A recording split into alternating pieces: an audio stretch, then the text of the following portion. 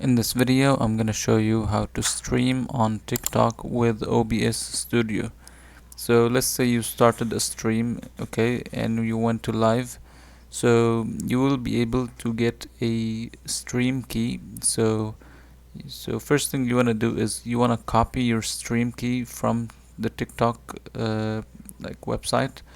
And after you copy your stream key, you want to go to Discord over here. So you will go to settings and under stream here you wanna switch to custom, and here you will just simply put your server name and you wanna put your stream key over here.